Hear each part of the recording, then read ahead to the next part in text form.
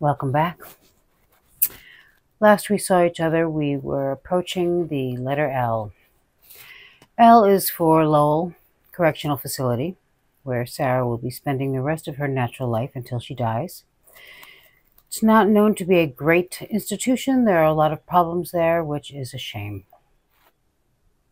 L is for Latin, of which Sarah knows 2 words, making her the smartest person on the face of the earth. L is for Lana, who is her friend that she wanted to donate the kidney to, and I'm actually going to get to Lana in the T's because there's something there that intertwines with her. L is for love him to this day. We were just discussing this in the comments. Sarah doesn't seem to understand what human love is like, which is not a surprise, and she feels that it's impressive that she still loves George the day after she killed him. I love him to this day, still. I don't think it would occur to anyone that if you love someone, the day after they die, you're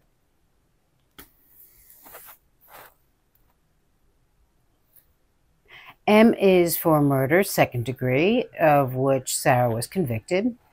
M is for murderer, which Sarah is not. In one of her letters, she says that the video, her snuff film, was mutated, spliced, and edited. So let's walk through this, shall we? Sarah gave Chelsea and Scott, the detectives, her cell phone. They handed it over to the forensic investigator specialist who went through it. This specialist found the video, but it was just a video of Sarah and George laughing and having a good time. She brought the phone to Chelsea and Scott and was like, let's work tirelessly through the night to edit, splice, and mutate this video to make it look like Sarah is slowly watching George die while she torments him.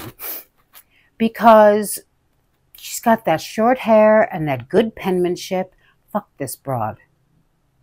M is for making George a better person, which was not necessary. George was a perfectly fine person, and unfortunately, I don't think it's possible to make Sarah a better person, so once again, very sad situation. M is for mother. Recently, there was a YouTuber who reached out to Sarah and wanted to interview her, and I guess Sarah had found out from her boots on the ground here that this woman had made a video in which she shows a picture, an uncensored picture of Sarah's son when he was a baby, and refers to him by name, which a lot of people do. But instead of, I mean, if Sarah was not interested in talking to this woman, Sarah certainly is not going to take the high road and just not respond. No. Sarah has to put everyone in her place and feel great about herself afterwards, even though she's just usually embarrassed herself even more. So Sarah writes this woman back and tells her to keep my son's name out of your mouth, which is rich considering that during Sarah's elocution, she spat Blanca's son's name, who she had killed, all over the floor.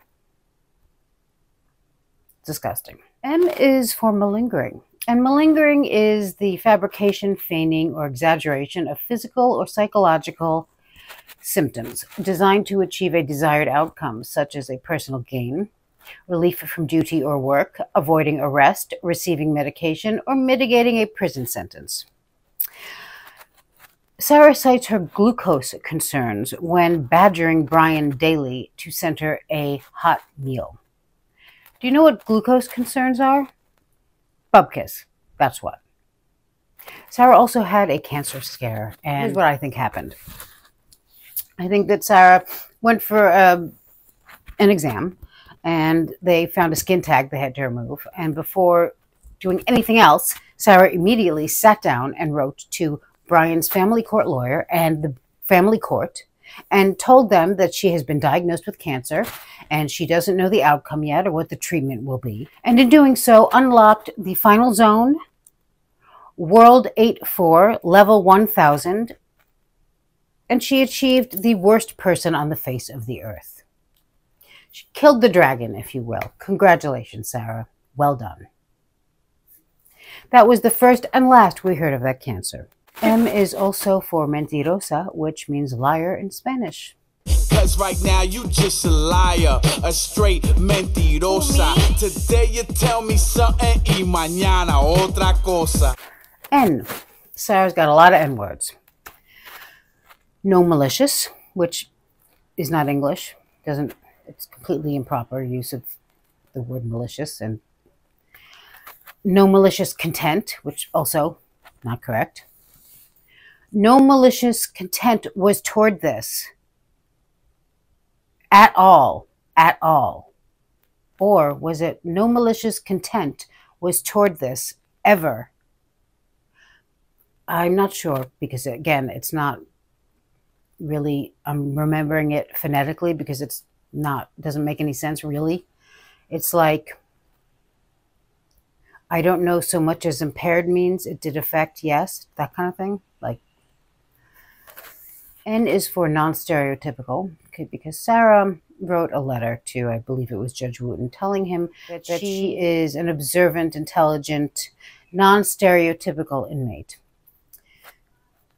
Because if we all went to the Orange County Jail, where Sarah was at the time of writing this, and we looked out on the Big Bay, we would see Sarah there and we would say, what's that woman doing here?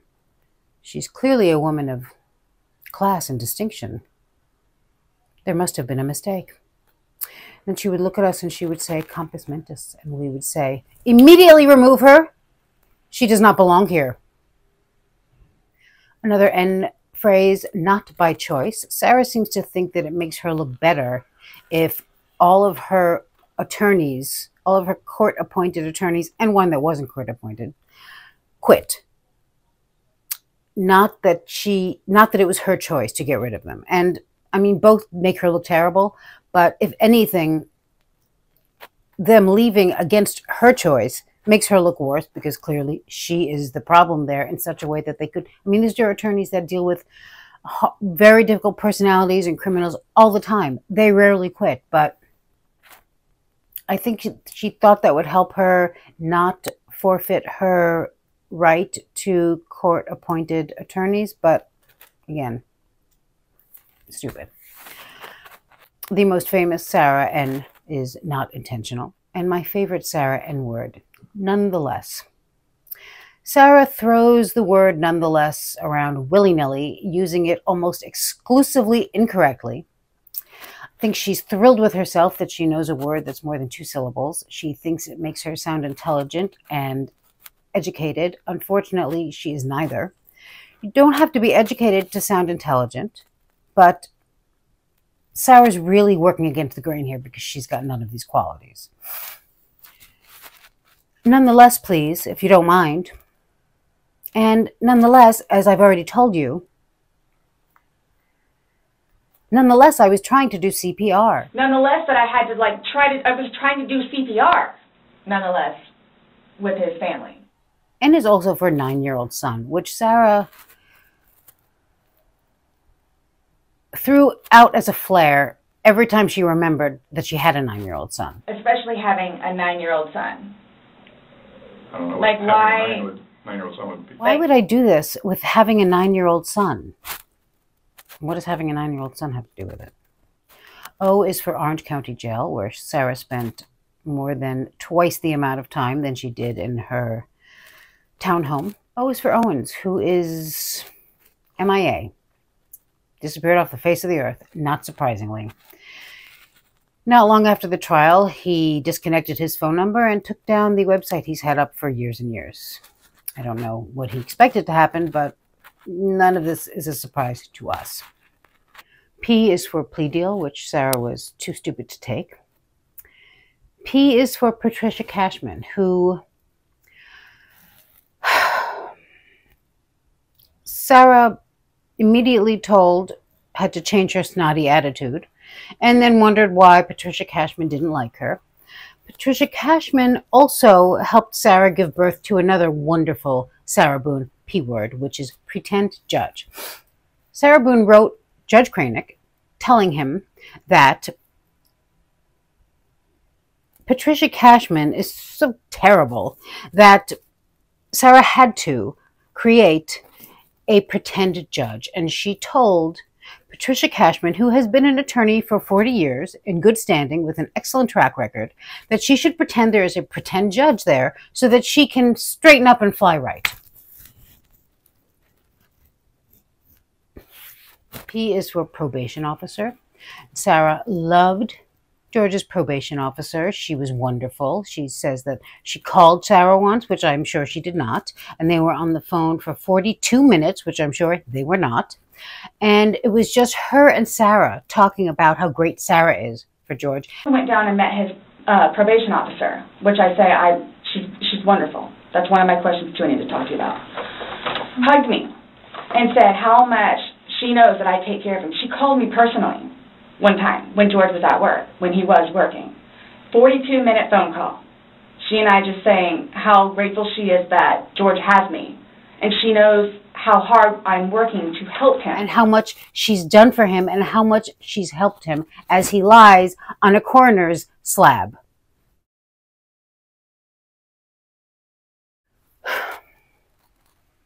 P is for Puerto Rican. George and the Torres family are Puerto Rican, and there is a text exchange that I don't think was read aloud in court, but you can see it, and I will show it right after the Stay Hispanic text exchange. And George says, "Thank God I'm 100% Puerto Rican," and Sarah replies, "It's American, not PR. Learn to spell," which is pathetic and would make me feel sorry for Sarah if I didn't dislike her so much. So she showed him. But in her defense, I'm sure she was extremely drunk. P is for peep. I can sit here without a peep all day. She can't. She cannot. Where me, I can sit in here all day with not a peep. So I had this down for P because I remembered it a little bit differently, but I had it for people don't want to be hugging like that. And actually what he says is everyone doesn't want to be hugging like that. And it was from the car interview with George's brother Juan, or John, when he tells them that Sarah had once gone to hug George's father. And I mean, I would imagine, and I don't know them, so I could be wrong, but I picture them as a kind of an affectionate family, just because that's how they strike me, which means nothing really. But I'm sure that, you know, being affectionate and hugging Sarah are two completely different things. And we've all, I mean, you're lucky to survive one of Sarah's hugs, I think. And so she went to hug George's father and knocked him down. And Juan said, you know, everyone doesn't want to be hugging like that. My dad, because she always tried to hug everybody. Everybody didn't want to be hugging like that. And he's right. Nobody wants to be hugging like that. Every deputy that shows up at Sarah's house in the body cam, she's trying to hug, and you can actually feel them seeing their life flash before their eyes. They cannot wait to get out of there. Q is for questions. When can I get the ring back? How can I find out about the funeral arrangements? Am I getting my phone back? How about my son's laptop? Can I call his probation officer and former employees? And they're like, why? And she's like, well, because of the nice lady that she is, and because she, you know, Sarah is such a wonderful person. She has to explain to these heathens why she would want to, which she doesn't want to really, I mean, except for to get her story out there. Which reminds me of something else that I noticed, and I'm probably the last one to this party, but wouldn't surprise me. I always thought that Sarah's, first of all, the main reason that she says she's terrified of George's family is because she always has to be the victim. She has to frame herself that way. But I always thought the other part was that she was concerned about George's family's perception of her.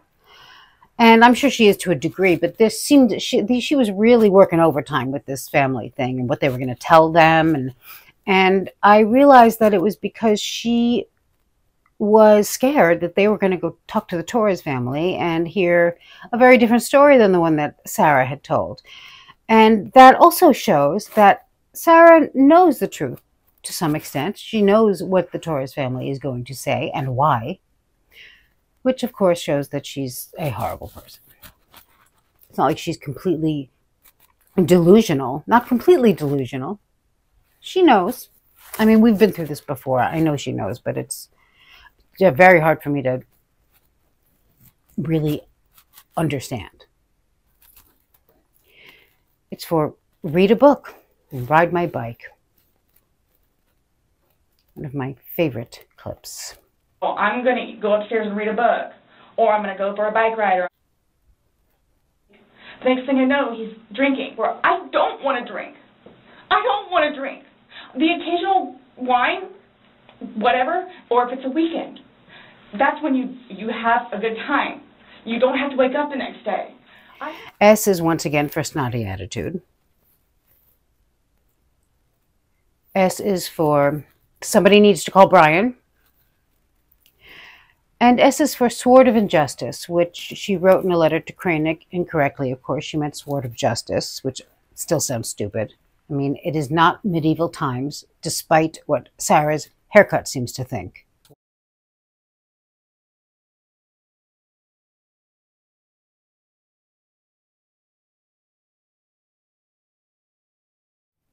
S is for single parent, and I think that it's got to be easier for Brian to be a single parent than to be co-parenting with Sarah, which says it all and really tells us what an outstanding mother she was. And last but not least of the S's is swear. Sarah does not like to swear unless she is alone with George and recording it on her phone, in which case she has a very foul mouth. But the rest of the time, she's pretending that she does not like to cuss. She apologizes for cursing when she's speaking to deputies in the body cams. And if anything, she's usually, not always, but repeating something that George said because he's such a foul-mouthed monster. On the stand, she asks Owens if she can cuss. Just embarrassing. And then there's the penultimate Sarah swear. I promise you, on my son's life, it was not intentional. I promise you, life, it was not intentional. I don't know you. I can't say I know anything about you. I don't know what would be a true statement, what would not. I mean, you're promising on your son's life, that's fine. That's how much it means. Sorry. That's how much it, look, that's how much it means. Okay. I hope you take that to heart. Can't you just hear the last drop of patience leaving Chelsea as she hears that? And who could blame her? T is for George Torres. May he rest in peace. And the Torres family. May they find some peace. And T is for Tanika's 2 cents. Now, we've discussed this in the comments. A lot of you have mentioned her because, for obvious reasons. And she recently got a whole bunch of Sarah's tablet texts. And I, of course, told you that I know Tanika's 2 cents. Although I'm very glad for the suggestion, because if I didn't, I should. I've been subscribed to her channel, I think, when she first started this particular channel. And she started it because she said that Sarah was like a train wreck. She couldn't look away from it, and she needed to talk to people about it, which was exactly why I was so happy when I found her channel. And, you know, and so recently she has been reading these texts, long texts from Sarah, very long, of course. She's got a lot of words, and they all mean nothing. And she's been reading some with her and Lana. Back to, I'm tying it all in there, you see. And in these emails, texts, they are both blowing sunshine up each other's skirts, which I get why Sarah's doing it. I also think that Lana found Owens for Sarah and paid him, but that's just speculation on my part. So I'm thinking, why is Lana, what's in this for Lana, you know? And in hearing the text, reading them, I'm thinking the only possibility I can think of maybe is that she thinks she's supporting the underdog. But Sarah's really not an underdog at all. And the thought that anyone would think of her as such sends chills up my spine. I feel like, I mean, Lana does not seem, she's an intelligent woman. She's not well. She could do better. She could get a better friend. Not because she's not well, but because anyone could get a better friend. And she seems like a perfectly nice person. I don't know. Maybe she's a sadist, and that's why she likes Sarah. I do not know. Even if you want to provide support to someone who is incarcerated, why pick a person who recorded themselves taunting, insulting, and cursing and laughing at someone as they slowly died?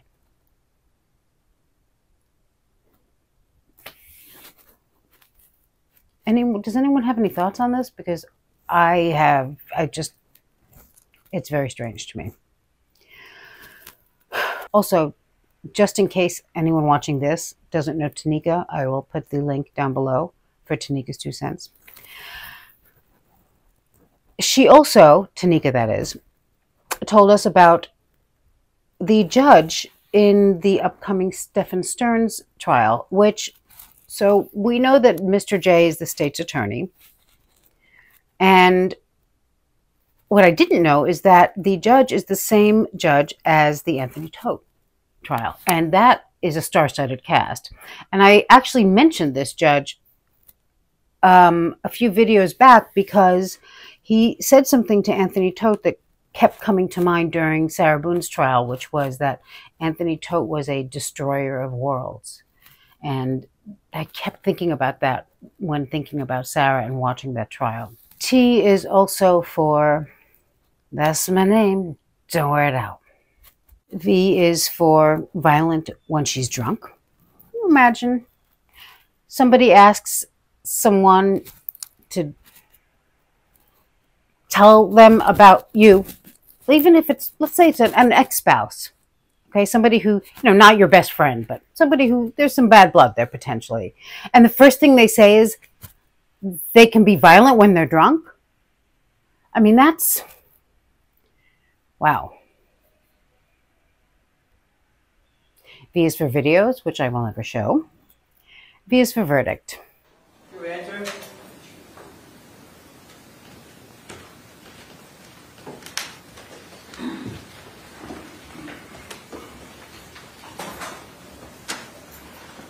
State, do you recognize our jury? Yes, Your Honor. Defense, do you recognize our jury? Yes, I do. Right. Members of the jury, you may be seated. Thank you.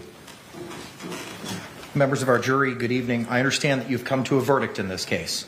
Yes. If you could please hand the verdict form to the deputy, please.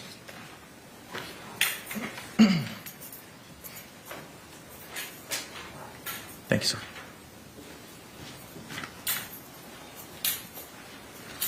Madam Clerk, if you could please publish the verdict. In the Circuit Court of the 9th Judicial Circuit in Orange County, Florida, case number 2020 CF 2603, the state of Florida versus Sarah Boone.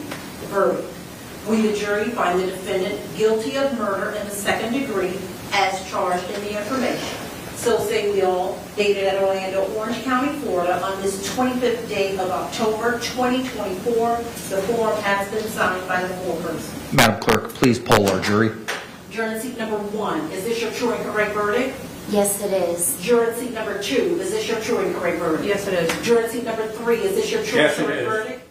And, when the trial was going on, I felt, and I think a lot of us felt, that because we had known Sarah for so many years and we knew so much content there and we knew they couldn't get it all in, I think we were worried a little bit, like, is the jury going to understand? Are they really going to get it? And what I realized is that it was actually more effective to have it all in, because we kind of got it in drips and drabs and collected it as we went. I mean, I saw the interrogation. I don't think I saw any of the body cam footage for a long time after that. And then other footage came and other things. But they really got to see it in one little bitter pill. And I think that was effective. And I especially think it was effective the way Jay showed. He didn't tell. He played all of the body cam, the interrogation, everything, and he didn't explain to them why Sarah is guilty and why she's horrible and why she needs to be locked up. He trusted them to see it and come to that conclusion themselves, which is much more impactful in my opinion. And it was just really well done. And of course, I mean, I think now, of course, in retrospect, I realize that they must have walked right in there and right into the courtroom and taken one look at Sarah and been like, she ain't right. And let's face it, we're all terrified after Casey Anthony's trial. I mean, that really spooked us forever. W is for Winter Park. W is for way, shape, and form. And I tried in every way, shape, and form. W is for Woodbridge Chardonnay. W is for whatever it is you all... Mm-hmm. And again, if you don't mind me asking, so for whatever it is you all are claiming from the videos, which, yeah, it's... W is for what really happened that night. And this is a bigger discussion for another time. But, I mean, I think we all know what didn't happen, which is tag and seek. And I've got a few commonly shared thoughts on potential things that could have gone down that night. So, yeah, maybe we think about that and discuss it in the near future. W is also for wriggle around some. Wriggle around some. X is for all the X-rated videos that Sarah watched on her phone and blamed George, which Mr. J put her on blast for during the trial. Y is for y'all don't know me. Y'all don't know me. Y'all don't know me. You don't know me. Nope.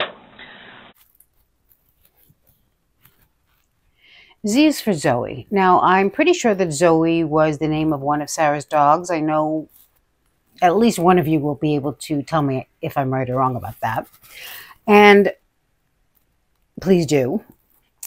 And I am very glad that Sarah can never be a pet owner again, because Sarah should not be responsible for keeping anything that's alive, alive. Sarah should not have a plant. Sarah should not have a pet rock, although she does resemble one. So that concludes the alphabet, which I have, of course, been thinking of and remembering things that I did not mention all through. One of you, of course, reminded me of Dr. Pepper and cigarettes, which is like, duh. And I may have to go back at some point and do the alphabet all over again. But first, I'm going to have to spend some time compiling all of the stuff that I forgot so that I don't have to do it again. And this was very fun, I thought. I hope you enjoyed it. I would like my next video to be non-Sarah Boone. I think I should break it up a little bit for our mental health. I do think this is very cathartic and very good therapy. I think it's very good for us to laugh at horrible criminals. It's the safest way to deal with it, and it's pretty insulting to them, which I like. Hi, so I'm just popping in at the end of the video because I had a thought and changed a few things. I had a thought about Lana, and I realized she might think that Sarah is the underdog because because of the fact that she's not well liked universally. And that I can kind of understand, having sympathy for someone who seems to be hated by everyone. That is a very charitable spirit on her. So what do you think of that? That kind of makes a little more sense to me. 3 hours later. So, okay, that was it. I had said in the end, and I might take this out so you won't even know what I said, and I could totally get away with it, but that I was going to do not Sarah Boone after this, and then probably Maddie Soto after that, and then I want some suggestions for anything else you want to talk about. But I'll probably do Sarah Boone again because I already have things on my mind. And I mean, I'm always going to come back to Sarah Boone because I'm traumatized forever. It's not a choice. But I'll probably do Boone next. I'm not sure exactly what, but I'm sure I'll come up with something.